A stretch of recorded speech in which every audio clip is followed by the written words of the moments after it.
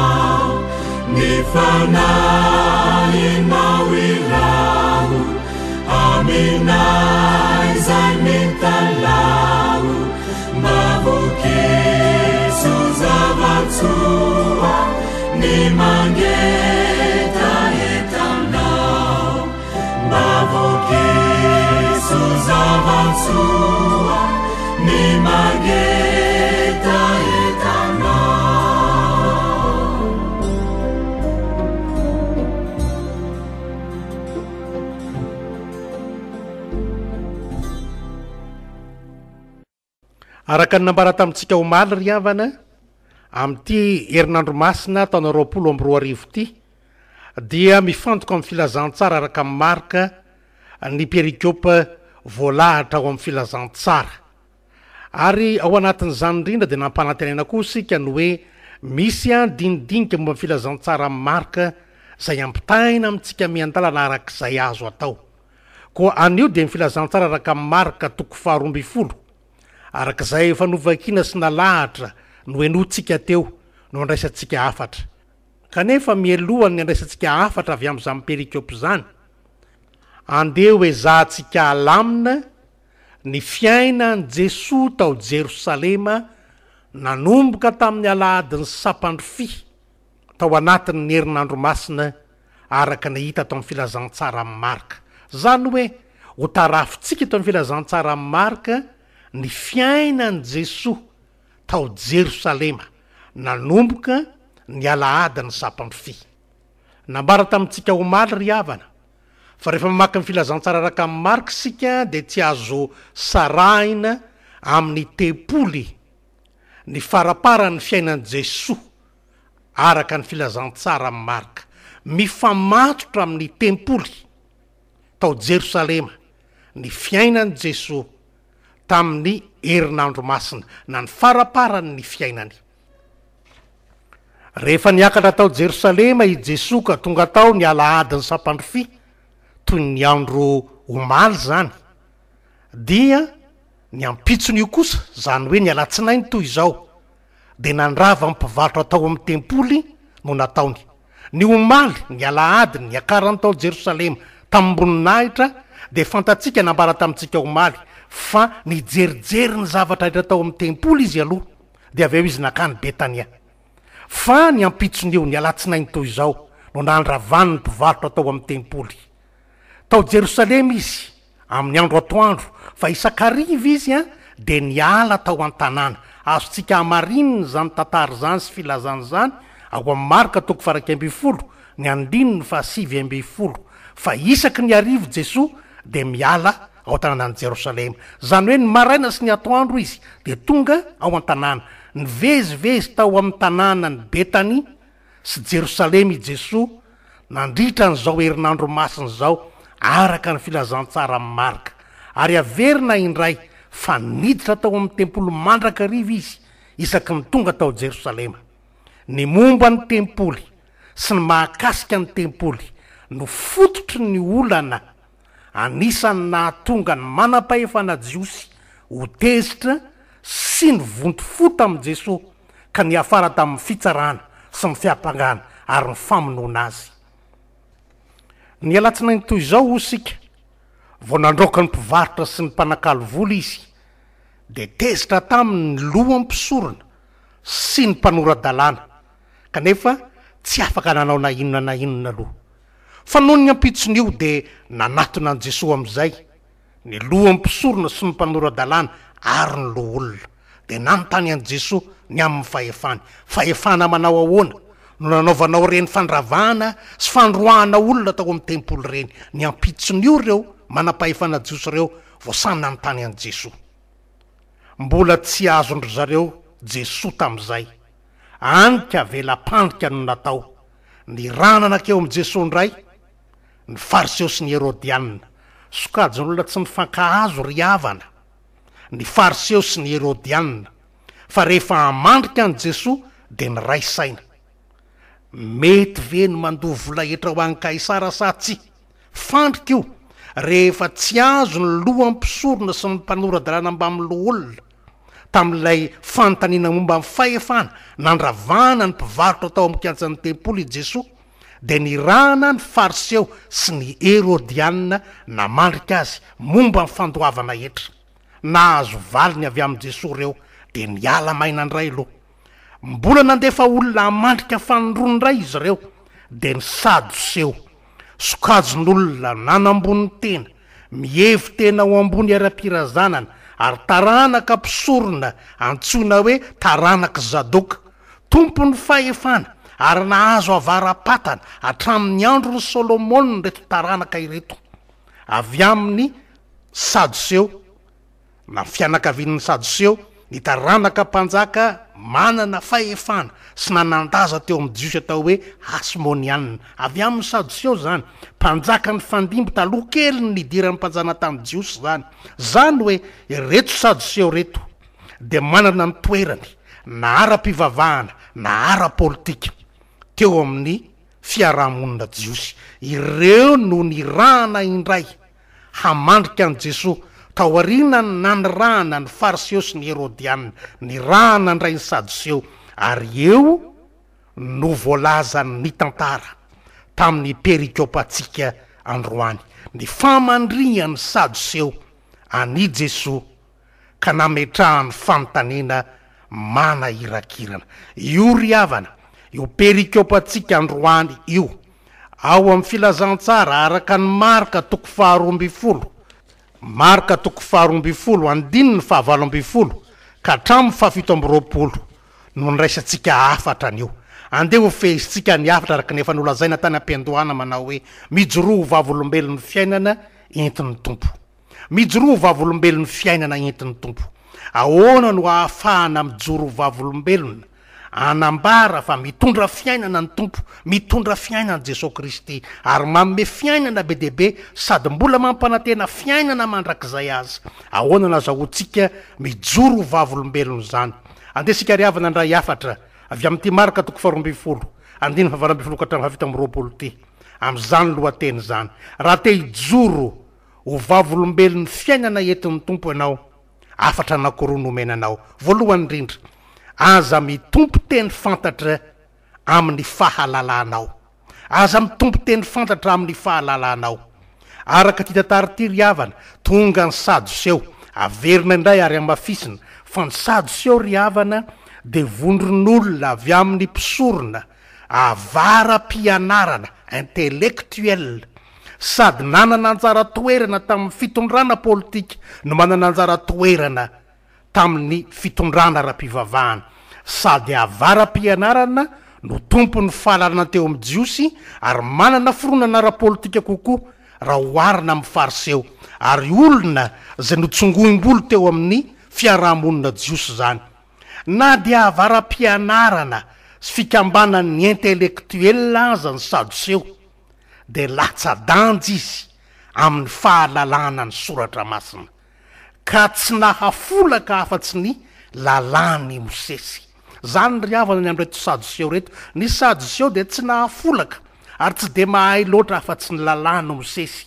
na ny atao hoe ny pentatioka ny boky dimy voalohany ihany ny tena fantany tsy mba hita ny tao anatin'ny reto boky hany mba fantany reto na ny lalàny mosesy reto a ny momba ny fitsanganana amin'ny maty ka de io no nentiny namandrihana an' Jesosy tia hanapirofo ary tia hamandrika an' Jesosy izy ireo fa tsy misy zany fitsangana amin'ny maty zany ny antony ilazany an'izany de mazava tsy hita ny tao anatin'ilay mba boky hany fantany ny amin'ny fitsanganana amin'ny maty de ny ao amin'ny boky ny lalàny mosesy zany de nanao tantara kely izy le tantara kely natao de niainga tamin'ny zavatra hainy tsara zavatra fantany tsara niainga avy amin'ny lalàna ao amin'ny boky ny Deutéronomie ny atao hoe fitondrana loloha na hoe loi de Lévira nisy fito amin'ny rahalahy hoy reto sadoseo reto nanambady de napakabady ny lamatoa de maty lay lamatoa ary araka ny lalàna de tsy maintsy mamelo maso an'lay vadiny maty ny zandrin'lay maty ka nampakatra azy ho vadiny ray de maty ny ray io nampakatra azy ho vady io de toy zany hatrany lasa vadin'lay ramatoa izy fito amin'ny rahalahy zany no tantara napetraka reto sadoseo reto tamin'i Jesosy hamandreny an' Jesosy de zao ny fanontaniana rehefa tonga ny fitsanganana amin'ny maty izy amin'izy fito amin'ny rahalahy no tena tompombady any amin'ny fitsanganana amin'ny maty fanontaniana mamandrika zany kanefa tiany aseho fa tsy misy akory ny fitsanganana amin'ny maty mba hamandrihana an' Jesosy mba hamatorana an' Jesosy namaly aza nefa Jesosy fa tsy misy fampankaram-bady any amin'ny fitsanganana amin'ny maty tsy nanako lazaina fa tankina ny sadoseo tsy nanako lazaina satria niseho manam-pahalalana sy manan-tsaina ka ny tompo teny fantatra tamin'izay mba kely hainy ry havana ny afatra omenantsika raha te hijoro vavolombelony fahavelomana omen'ny tompo sy entin'ny tompo isika zany fahavelomana zany fahavelomana sy fiainana manomboka eto ka hatrany amin'ny fiainana mandrakizay any amin'ny fitsanganana amin'ny maty raha te hijoro vavolombelony fahavelomana sy fiainana omen'ny tompo sika aza tompo teny fantatra amin'ny fahalalantsika fotsiny tahaka ny sadoseo tsy ny fahalalana anananao amin'ny sainao fotsiny amin'izao no ahatakaratsika ny fiainana entin'ny tompo sy ny fiainana mandrakizay mba amin'ny fiainana aoriny ny fahafatesana zay inotsika fa isy ny fananganana amin'ny maty raha ny fahalalantsika fotsiny tsy hatakatra zany na ovinana ovinsika finoana kristianina zany tsy hoe rehefa tsy ao anatin'ny fari-pahalalanao na tsy ao anatin'ny fahaizanao de hiverinao tsy azo inona zany matetika no mahatonga atsika tsy anam-pinoana rehefa tsy ao anatin'lay ny anaratsika ny finoana anankiray na ny fotom-pinoana iray de hiveritsika ho tsy azo inona na finoana tsy izy zany manko ny sadoseo rehefa sy tao anatin'lay bokyny mosesy zay mba hany fantany de heverino tsy misy ny finoana ny fiainana mandrakizay entin'ny Jesosy ry havana de tsy azo hitopo-teny fantatra amin'ny fahalalanao sy ny fahaizanao rehefa misy tsy takatrao sy tsy hainao de meteza hianatra ary manetretena azo raisina izany eo amin'ny fiainana manontolo fiainana kapobeny eo amin'ny fiainana kapobeny azotsika atao ohatra ry havana ny hoe tsy mampaninona akory na de tseritreretinao lalina azy ny antony mampitsikafina ny fiaramanidina eny amin'ny abakabaka nefa mavesatra sady feno olona no feno entana tsy de mampaninona na de tseritreretinao lalina aza ny antony mahatonga nyny fiaramanidina iny hitsikafina eny amin'ny abakabaka eny fa rehefa tsy takatry ny sainao de aza eritreretina akory ny anjaranao de ny mandeha sy ny tangina fiaramanidina fa tsy anjaranao mieritreritra hoe ahoana ny atonga ny fiaramanidina ny tsikafiny eny amin'ny abakabaka. Anjarany enjeniera kosa no manao zay andehana amin'ny fiaramanidina eny amin'ny abakabaka. Tahaka zany koa anjaran'Andriamanitra amin'ny alalan'i Jesosy Kristy ry havana no manome sy manolotra fiainana ao atsika zay fomba hanaovany azy. Tsy anjarantsika izany na tsy takatra ao azy, fa rehefa tsy takatra ao aza lazaina ho tsy misy. Fa ny anjarantsika ry havana de ny mandray ilay fiainana, misitraka ilay fiainana, ary rehefa mandray sy misitraka ilay fiainana ianao de mijoroho vavolombelon'ny tompo, mijoroho vavolombelon'ny fiainana atolotry ny tompo. Rehefa tsy araka ny lojika anao, na tsy araka ny lojika atsika, na tsy araka ny fahalalana nanatsika, dia aza manana ny toetra ny Sadoseo ka hiefitra ny zavatra anankiray izay inona ho tsy misy, na hoe tsy azo inona. Rehefa tsy takatra ny sain'ny Sadoseo manko dia nataony hoe tsy azo inono zany ary tsy misy zany. Ny toy zany ry havana tsy maintsy soroa atsika ary afatra omenanao zany amin'izao alatsinainy amin'ny herinandro masina izao. Aza mitompo teny fantatra amin'ny fahalalanao ry havana raha tianao ny joro vavolombelon'ny fiainana entin'i Jesosy Kristy. Tsy nifelitra ny fahalalana amampahaizantsika no hamaritantsika na hamaratsika na andrefesantsika ny asan'Andriamanitra manome fiainana. Aza mitompo teny fantatra fa manetretena, mijoroho vavolombelon'ny fiainana entin'ny tompo, ka aza mitompo teny fantatra amin'izay fahalalanao. Afatra voalohany zay, fa ny faharoa ry havana, mijoroho vavolombelon'ny fiainana entin'ny tompo ka mitombo amin'ny fahalalana ny soratra masina. Mitombo amin'ny fahalalana ny soratra masina. Inona moa na diso hevitra reto Sadoseo reto? No izy ny tompo teny fantatra. Ary inona nahatonga azy anana zany toetra itompo teny fantatra zany ka namandrika an' Jesosy? No izy tsy nahalala ny soratra masina. Mazava ny tenin'i Jesosy, mahadiso hevitra anareo ny tsy fahalalana ny soratra masina. Ny tsy fahalalana ny soratra masina noho ny Sadoseo tsy mahalala ary tsy mahay afa-tsy ny lalàna Mosesy, de diso hevitra izy ireo ka ny fitsanganana amin'ny maty zay tena endrim-piainana omeny ny tompo azy tsy fantany intsony. Noho izany afatra ho atsika mijoroho vavolombelon'ny fiainana entin'ny tompo ka mitombo amin'ny fahalalana ny soratra masina. Ry havana, matetika isika no efa mandray sy mandre zany afatra zany, tena mahadiso hevitra, mahatonga atsika iteniteny foana, ary mahatonga ny mpino anao ny tsy tokony atao sady tsy anao ny tokony atao, ny tsy fahalalana soratra masina. Koa mitombo amin'ny fahalalana ny soratra masina ry havana. Ny Sadoseo dia tsy nitombo tamin'ny fahalalana ny soratra masina, fa marobe ny soratra masina, marobe ny boky fa teo amin'ny lalàna Mosesy dia najanondro zareo ny fahalalana izany. Mety tsy ho afaka hijoro vavolombelon'ny fiainana entin'ny tompo koa isika raha tsy mahalala ny soratra masina. Amin'izao fotoana ny fihibohana itoerantsika ao tokantrano zao ry havana, mba raraotiny mianatra soratra masina, na de fotoana kely monja azy, mamaky baiboly, mamaky soratra masina, mahadiso hevitra atsika ny tsy fahalalana ny soratra masina.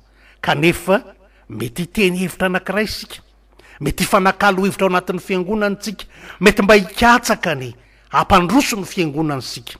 Ao anatin' zany rehetra zany hahadiso hevitra atsika, ary tena mahadiso hevitra atsika, na eo amin'ny finoana, na eo amin'ny fampandrosoana ny fiangonana, ny tsy fahalalana ny soratra masina. Anka mahatonga atsika hiteniteny foana tahaka ny Sadoseo indraindray, everitsika ho tsy miteniteny foana moa lay fanontaniana ataon'ny Sadoseo hoe iza ny tompombady amin'izy fito ny rahalahy, rehefa tonga ny fitsanganana amin'ny maty, iza amin'izy fito ny rahalahy ny tompombady. Miteniteny foana ihany zany amin'ny ankapobeny, koa mba tsy irona atsika ho amin'izany mianara soratra masina. Ho atsika protestanta ry havana mafisina ihany, ambafisina trany lay hoe ny soratra masina irery ihany. ary ny soratra masina manontolo tsy ny ampahany amin'ny soratra masina ary tsy ny soratra masina zay mahafinaritra atsika fa ny soratra masina irery ihany ary ny soratra masina manontolo. Maro amin'izao fotoana izao no manome hevitra sy dika momba ny coronavirus mahaverevitra n'izao tontolo izao. Omeny ny olona dika sy hevitra ra-pivavahana sy finono zany manaiky sika riavana fa misy hevitra tian'Andriamanitra ambara, misy antony tian'Andriamanitra aseho amin'izao soratra retina mahaverevitra n'izao tontolo izao, saingy mba tsy hahatonga atsika ho diso hevitra fantaro ny soratra masina, mitomboa amin'ny fahalalana ny soratra masina, fantaro ny hevitra ny soratra masina manontolo aza ny ampahany ihany, aza zay hainao tsy anjery ihany, tsy iny ihany no antikanao ny hevim-piainana manontolo eo amin'izay atrehanao fa mianarany soratra masina manontolo. Fa raha tsy zany mahadiso hevitra nareo ny tsy fahalalana ny soratra masina. Mbola verina fa ny nahavony Sadoseo dia boky dimy tao amin'ny baiboly ihany mba hainy, mahatsikaiky zany kanefa atodika amintsika amin'ny fanontaniana ny anao mba boky firy no tena voafehanao, soratra masina manao ahoana ny mba fantatrao ka ilazanao hevitra maro samihafa. Tsy fahotana riavana ny tsy fahalalana fa ny tsy fahalalana hitompo an-teny fantatra no tena kian'ny tompo eto manao hoe mahadiso hevitra nareo ny tsy fahalalana ny soratra masina. Ry avy-milala rehetra ao amin'ny tompo, andeha isika amin'izao alatsinainy amin'ny herinandro masina izao hanapa-kevitra mba hianatra miandalana ny soratra masina, hitombotsika amin'ny fahalalana ny soratra masina, azahoantsika mijoro vavolombelon'ny fiainana etin'ny tompo. Ny fiezahantsika mitady ny fampianarana sy ny toriteny no enotsika sy nampianaratsika nandritra amin'ny fotoana samihafa ka ezahantsika miaina amin'ireny no tena tadiavin'ny tompo. Raha manao zany sika eo mba amin'ny fitarihan'ny fanahy masina dia hitombo amin'ny fahalalana ny soratra masina, mijoro vavolombelon'ny fiainana etin'ny tompo. Mba hatanteraka zany dia misy ny zavatra tsara ho tandremana ary misy ny tsara hirosoana.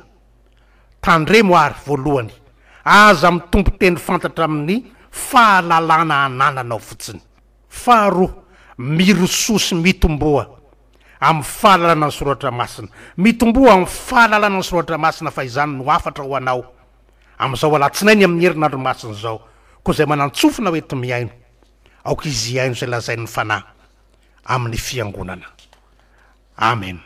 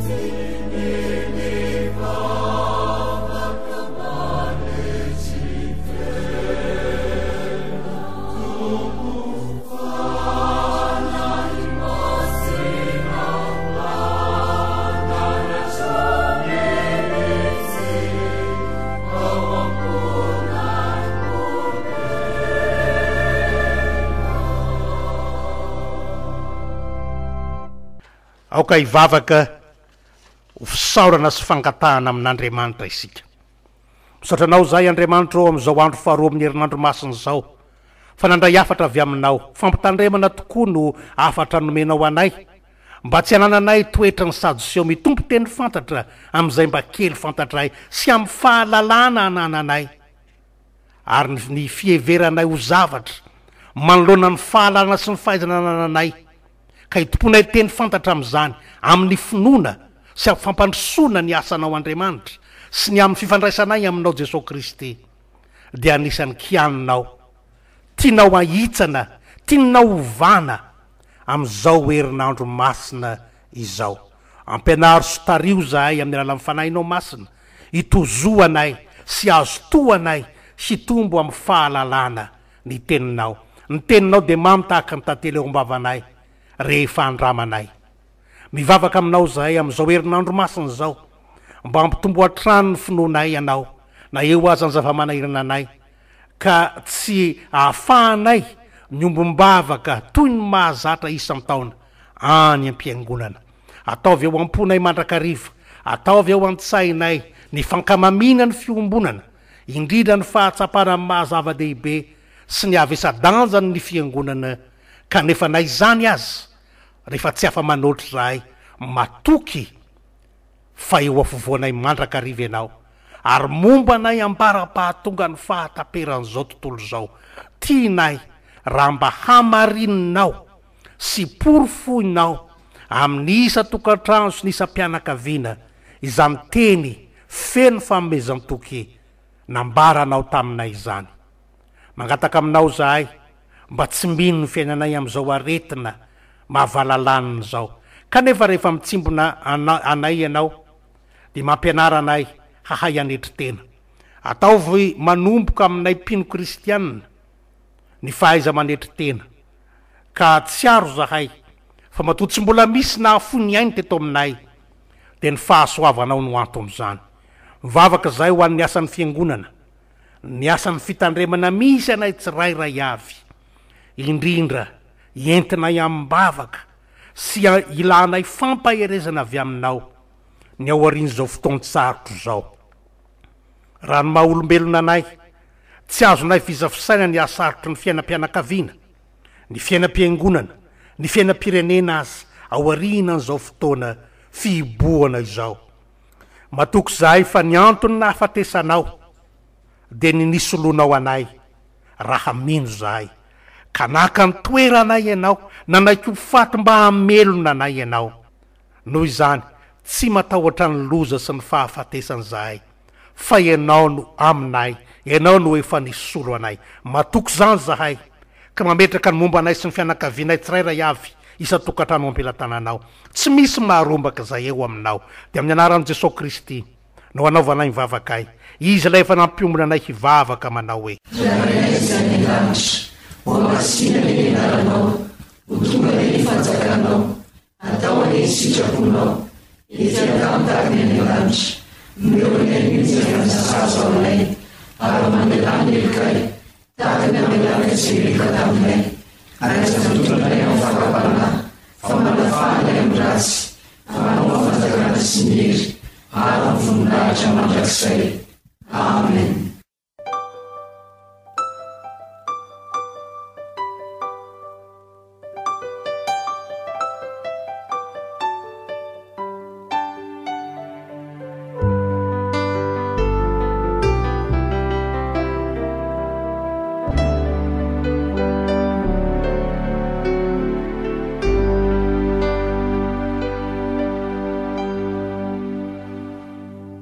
Andesika riavana iombona amin'ny fanekemponana kristianina zay raisantsika amin'ny fiangonana masina manerana izao tontolo zao. Ny fanekemponana larana fahatelo no andeha iombonantsika ankehitriny. Minan'Andriamanitra sy toa aho izay mpanao lanitra sy ny tany. Andriamanitra dia fanahy, Andriamanitra dia fitiavana, Andriamanitra dia nanjakatra amin'ny taloha indrindra tao mandrakizay. Andriamanitra dia nampiseho fitiavany atsika, fa fony mbola mpanota isika dia maty hamonjy atsika Kristy. Mino Jesosy Kristy zanalay tonga ratombotsika aho, tonga izy tady sy hamonjy mivery. Izy ny lalana sy fahamarinana ary fiainana. Izy dia tsy miova hombary sy anio ary mandrakizay. Mino mifanahy masinao, izy no manambara ny fanahintsika fa zarak'Andriamanitra isika. Fanahy iray ihany nanaovantsika rehetra ho tena iray. Ny fandresena izay eto mandresy izao tontolo izao dia ny finoantsika. Tompo, ampitomboy ny finoanay. Amen. Misaotra an'Andriamanitra mandrakarivotsika ry havana. Raha afaka miombona amin'ny fotoana tahaka izao amin'ity andro faharoa amin'ny herinandro masina ity. Ho antsika mpiara-manompo ao avaratra andohalo dia misy fanazavana sy fandaminana samihafa ry havana izay omeny ny birao an'ny fiangonana azontsika henoina sy azontsika vakiana. Izay tiantsika zany na hamaky na hiaino ao amin'ny tranokala-pifandraisany ny fiangonana. Zany dia momba ny fandaminana ahafahantsika miatrika ny fiainan'ny fiangonana ao arinany zao fotoan-tsarotra lalovantsika kehitriny zao ka mbola tsy ahafahantsika miombona any am-piangonana. Mino sika ry havana fa omen'Andriamanitra hery azahoantsika miatrika izany satria velona ny tombontsika dia velominy ary velona ihany koa ny fiangonana. Dia mampahery antsika mandrakariva ry havana ho amintsika hatrany ny finoana sy ny fanantenana ary ny fiadanany tompo.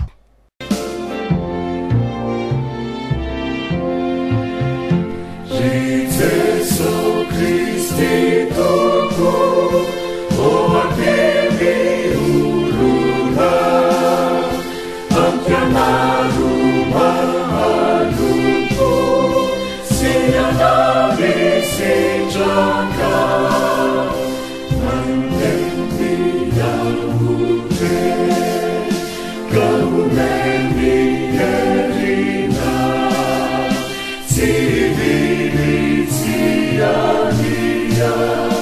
Fahana Diana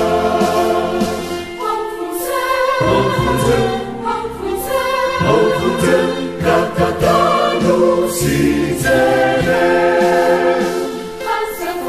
Asafu Iza Fayalano Avucha